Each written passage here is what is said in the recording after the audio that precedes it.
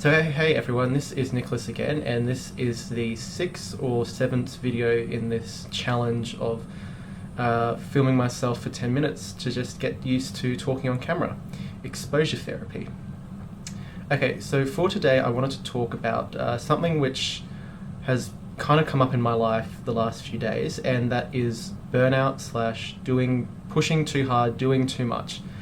I have struggled with burnout and pushing myself too hard for a lot of my life. I think it is a symptom of perfectionism, which is something which I have struggled with for a long time.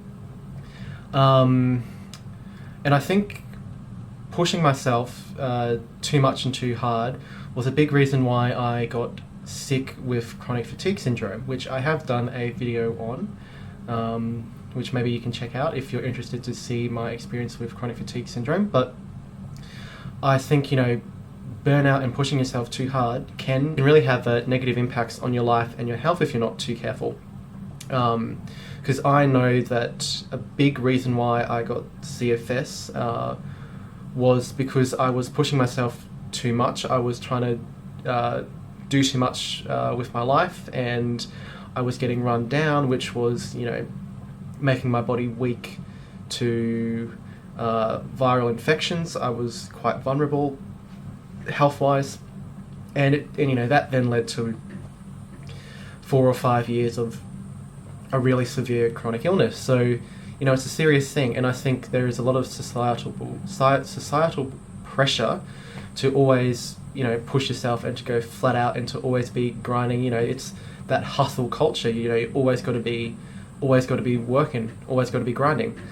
Let's talk a bit more about that, and in particular why it's kind of come up recently. So yesterday I was filming a video for this little project of filming my life and sharing my thoughts and ideas, and I was just not really feeling it. I was feeling flat, uninspired, and I felt like it was becoming a real, effort to, film the video and, go back and edit it a little bit.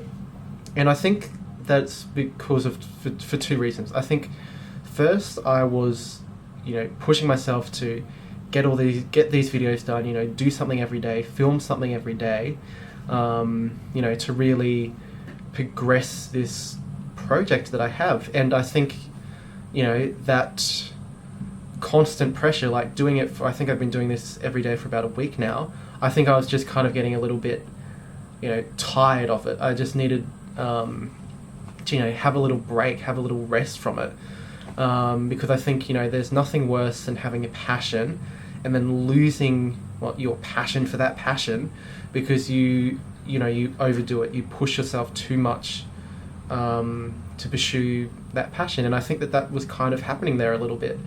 And I think the other reason why I was feeling a bit flat and in a bit of a slump doing this filming was that the previous day I had gone to the gym, and I had definitely, I think, pushed myself too far at the gym.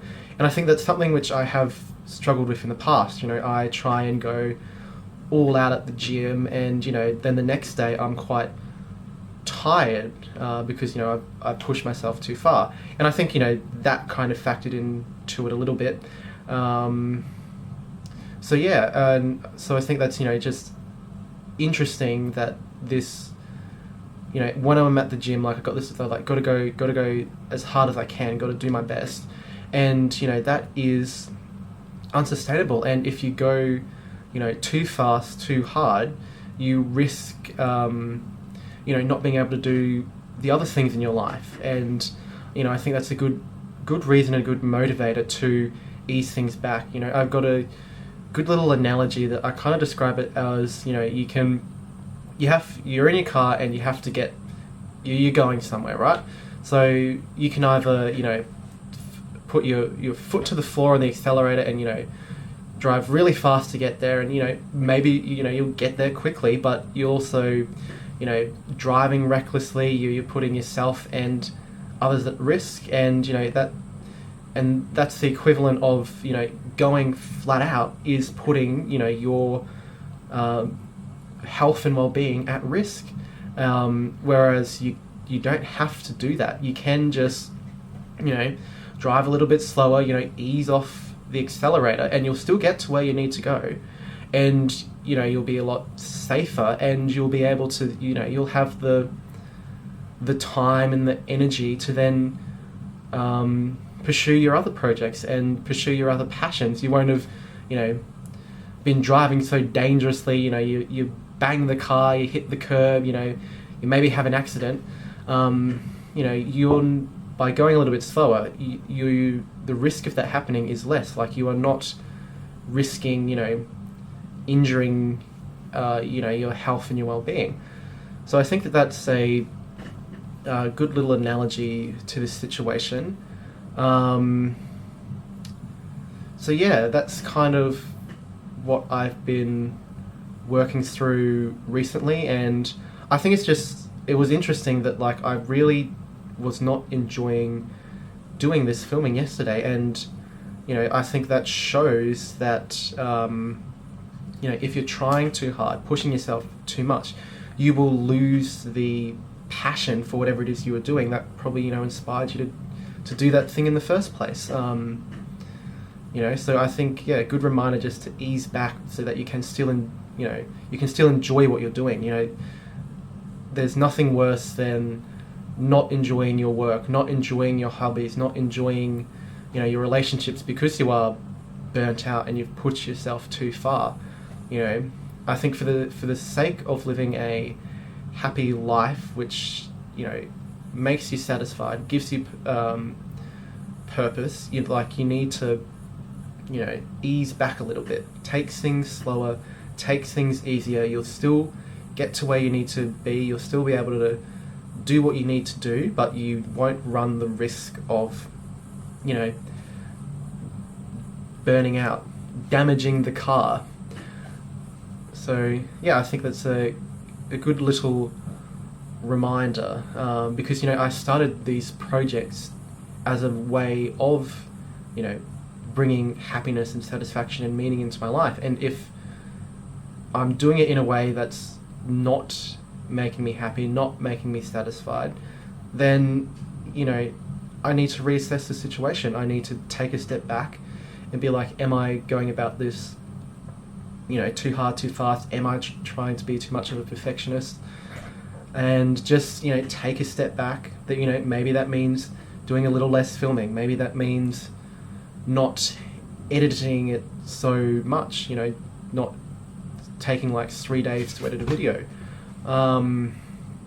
But, you know, in doing that, I will be, you know, going about this project in a more sustainable way so that I can keep on doing it, so I can remain engaged in it, remain passionate about it, and enjoy it. Another kind of thing which came up from doing this video yesterday was that I'd written this, you know, nice long script about what I wanted to say, and, you know, really spout out all the points that I wanted to make. And when I was filming and recording this, I felt that it was all very robotic and unnatural, and it just you know, the genuine energy just wasn't there. I just felt that the overall project was less engaging because I was just reading, you know, word for word from a script.